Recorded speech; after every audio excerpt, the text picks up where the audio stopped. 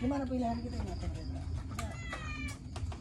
Kamu buat ide. Karena kita rame aja Pak calon. Kena opo kamu milih Fauji? Fauji Laras. Fauji Laras. Pak Fauji Laras itu ya sebuah apa ya? Sebuah komposisi yang paling tepat, paling ideal untuk Pring Sewu, Mas Malik. Menurut saya, dengan pengalaman Pak Fauji, kemudian powernya Mbak Laras, ini sebuah komposisi yang pas lah yang dibutuhkan untuk Pring Sewu, Pak. Laras kan bukan orang sini kan? Hah? Laras kan orang Lampung Barat, bapaknya Lampung Barat. Pak siapa? Mukhlis Basri. Itu. Pak Mukhlis Basri itu orang alot di politik, Pak. Kemungkinan besar dan bisa dipastikan itu semuanya nurun ke Mbak Laras itu, Pak. Secara keilmuannya, Pak, dalam dunia politik, Pak. Jadi nggak masalah lah ya walaupun bukan orang Pring Sewu. Ya nggak masalah, Pak. Sekarang kalau misalkan mau Mbak Laras ini kan sebagai wakil, Pak. Kalau yang bukan orang Pring Sewu itu sebagai bupatinya, Pak. Nah itu kan yang pemegang kebijakannya gimana ya? Berpengaruh lah ya. Berpengaruh karena kebijakan yang akan diambil semuanya kan atas dasar dari Pak Bupatinya. Nah, ngopo nggak milih Rianto aja? Rianto Siapa? itu Rianto. Rianto Siapa? Pamungkas Langenan. Oh, Komik Langenan. Iya. Nah, kalau Itu kan wakilnya Umi. Umi kan orang Pring Sewu juga. Tapi ojo ke rumah Umi toh. Gitu loh. Ada Riantonya. Gitu kan. kalau untuk Mas Rianto dan Mbak Umi apa Pak? Kita tidak bisa melihat secara track recordnya, Pak, dalam dunia politik. Sedangkan Pring Sewu ini kan memang butuh sosok yang menguasai ojo menjajal-jajal, Pak. Ibaratnya dia belum pernah berkecimpung, ya kita tidak melihat track recordnya. Kemudian di Pring Sewu ini sekarang ini bukan lagi untuk ajang uji coba, karena Pring Sewu ini sudah harusnya lari dari apa pemikiran-pemikirannya itu loh, Pak. Pembangunannya harus dipercepat, apa yang dipercepat lah. Kalau kita nyoba-nyoba terus ya nggak jalan-jalan, Pak, Pring Sewu. Nah, karena kan kita kan harus selaras. Harus selaras Selaras dan juga bahagia. dan bahagia. Insya Allah kalau udah selaras bahagia, nggak usah dibilang makmur, pasti kita makmur. Pasti, Pak. Ya kan? Pasti makmur.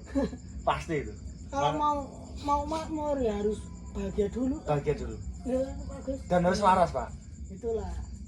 Nah kan kalau mau adil, ya gimana mau adil itu kalau nggak bahagia nggak bisa adil. Nggak bahagia nggak bisa makmur. Kan gitu. Kalau udah semuanya akhirnya nanti win kan menang artinya. Makanya kalau saya lihat di Pring Sewu ini ya sosok yang paling tepat untuk dipilih saat ini sebenarnya sudah terlihat, Pak. Yaitu ya dari kalau saya secara pribadi melihat ya tujuan kita ke Pak Fauji lah.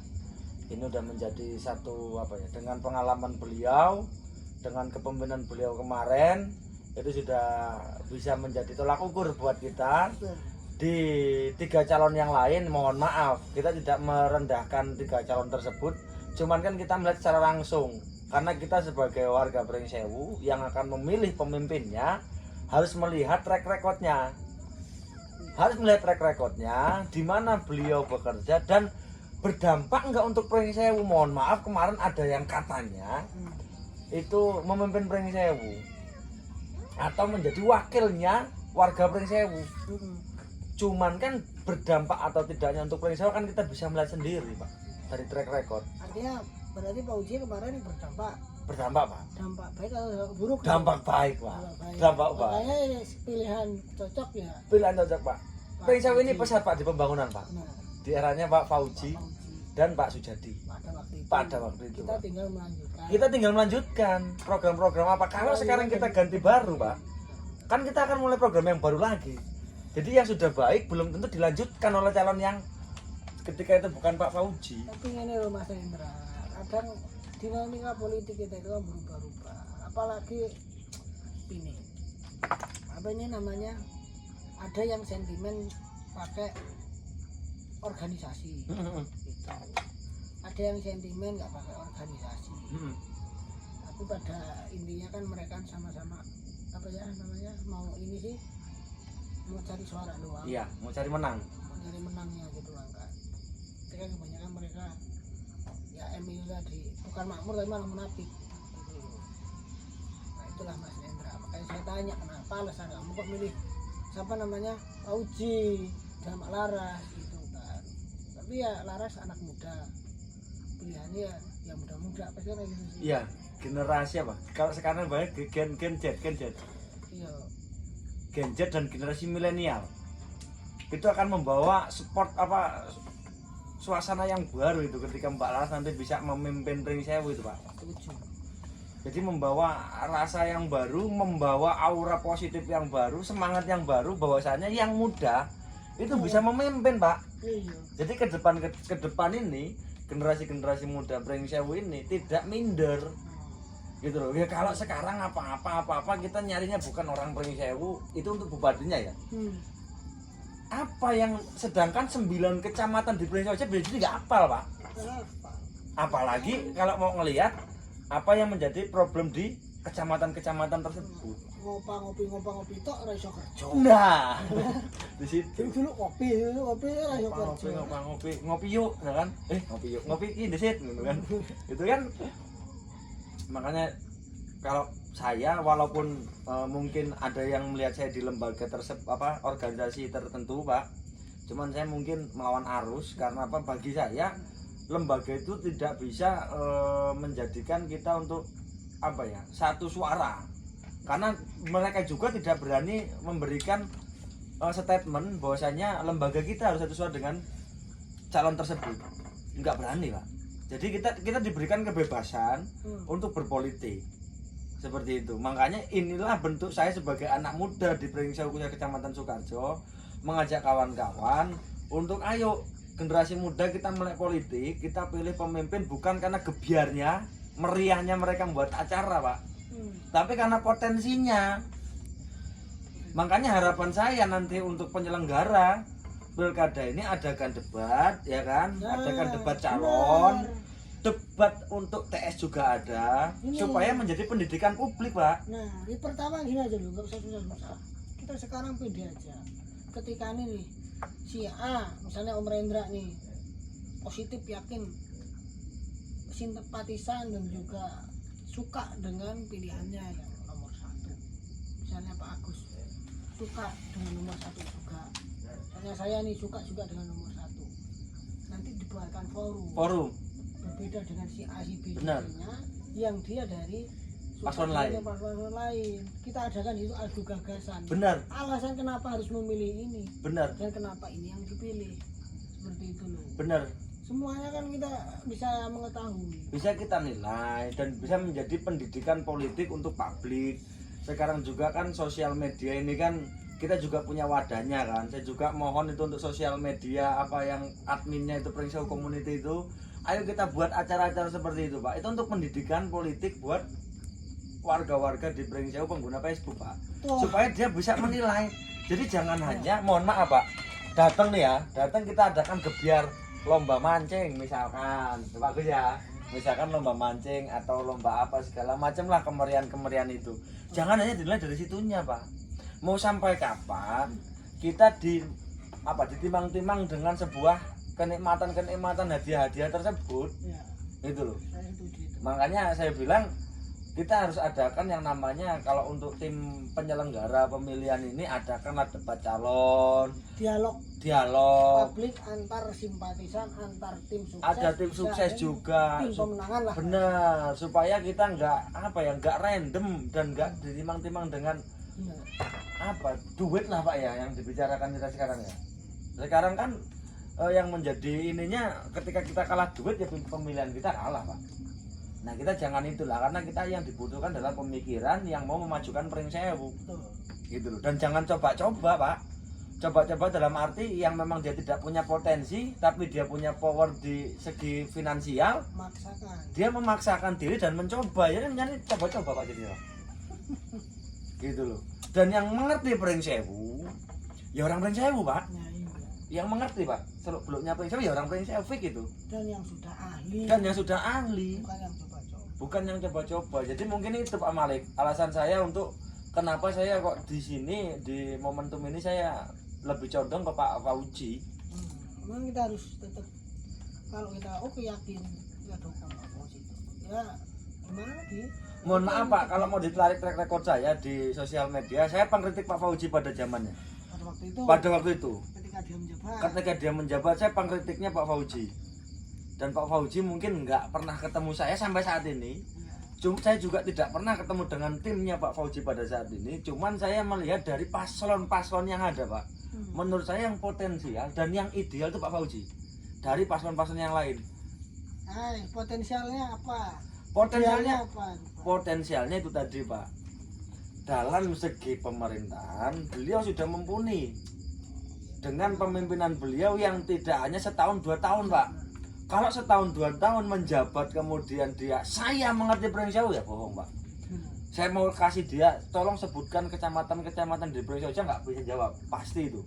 Karena hanya setahun 2 tahun pasti tidak bisa mengelilingi Pringsewu. Kalau Pak Fauzi kan udah jelas. Iya kan begitu. Kemudian Pak Fauzi kedekatan dengan warganya, dengan masyarakat itu ada terbukti. Saya pernah menjadi saksinya, Pak Fauzi itu mau datang di acara warga yang kalau kita bisa katakan apa ya, blusuk Pak. Perbatasan dengan Ngediluih di Purwodadi itu. Datang Pak Fauzi. Itu acara hajatan tempatnya ibu-ibu senam apa ya. Beliau mau menyempatkan diri untuk hadir. Susah Pak nyari pemimpinan seperti itu Pak. Sulit sekali. Sulit. Kemudian itu tadi yang keduanya kok alhamdulillahnya bertepatan juga beliau narik wakilnya itu adalah Mbak Laras. Sosok muda, ya kan? Beliau adalah keturunan dari politikus hebat, ya kan? Tokoh kabupaten juga, tokoh provinsi, orang hebat dalam politik. Secara otomatis beliau sering berdialog dengan ayahnya dan diwarisilah ilmu-ilmu politik sehingga beliau bisa membesarkan Pringsewu ke depannya. Itulah alasan saya ideal dan potensialnya Pak. Di situ. Dan saya tidak temukan hal itu dari mohon maaf paslon yang lain. Mbak Ririn gimana? Ya Mbak Ririn kita tahu Pak. Dulu kan pernah bersaing dengan pemenang. Nah Mbak Ririn juga pernah bersaing. Ya kita tidak mengomentari dalam segi kita tidak mau apa ya, tidak mau membicarakan yang tidak kita kuasai mungkin Pak. Saya dalam Mbak Ririn Pak. Saya tidak begitu mengenal Mbak Ririn.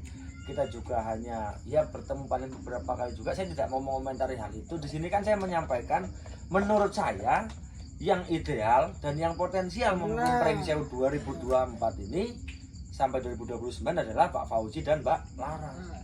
Terus kemudian kenapa tidak memilih calon lain? Itu tadi sudah saya sampaikan alasannya. Kalau kenapa tidak Mbak Ririn? Ya itu adalah biarkan saya yang memilikinya Pak. Kalau kita bebas itu namanya hati kan. Kita bebas. Jadi kita udah ke Pak Fauzi misalnya, Pak Fauzi. Jadi kita udah ke Pak Ade Langsa, Monggo. Jadi kita udah ke mungkin paslon nomor 03, Iya. ke Mbak Ririn ya ke Mbak Ririn. Monggo silakan. Makanya kan kita bilang tadi pilihan itu bebas. Cuman di sini kan kita ingin memberikan edukasi, ingin memberikan pandangan yang mana pandangannya juga kan bebas kita sampaikan Pak. Nah, itu kita sampaikan. Itu untuk pembelajaran. Ini perlu ini kita undang mahasiswa sebagai sosialisasi, bentuk sosialisasi. Benar. Karena memang itu tugas dari pihak terkait kan untuk mensosialisasikan audien nanti. Mungkin hanya usul dari masyarakat. Kami lah, apalah kami masyarakat biasa. Ya maksudnya ya. Benar. Adakanlah obrolan secara sehat, undang mahasiswa dari berbagai kampus yang ada di Pringsewu dan undang mereka yang jadi mention atau apa namanya pembicara di situ adalah orang-orang yang condong ke para ini calon-calon itu tadi. Gitu. Perwakilan aja salah satu siapa misalnya Mas Rendra di situ, Pak Agus di situ, ada yang lain juga di situ. Kita cari rembukan bersama kan di situ kan nanti akan muncul sendiri. Masalah pilihan siapa yang suruh Terserah, bebas. Kalau pilihan kita membebaskan Pak. Makanya kan saya juga ingin apa ya? Kita ini membawa beberapa aspirasi dari masyarakat Pak di kelas. Khususnya saya di Sukoharjo dulu ya Pak ya, banyak mendengar keluhan-keluhan tentang hal ini. Yang mana memang itu belum terrealisasi untuk kemajuan Pringsewu ini kan. Apa yang bisa para calon itu berikan untuk Pringsewu? Maksudnya gini, kalau adakan audiensi bersama mungkin kawan-kawan mahasiswa dan lain sebagainya, tokoh-tokoh itu kan kita akan menanyakan Pak, mau ngapain sampai di Pringsewu? Apa yang mau sampai lakukan di Pringsewu? satu persatu kita harus tanya, dan nanti calon-calon itu harus memberikan jawaban. Dari jawaban-jawaban para calon itu, maka kita akan bisa menyimpulkan mana yang ideal, mana yang potensial untuk memimpin Pringsewu.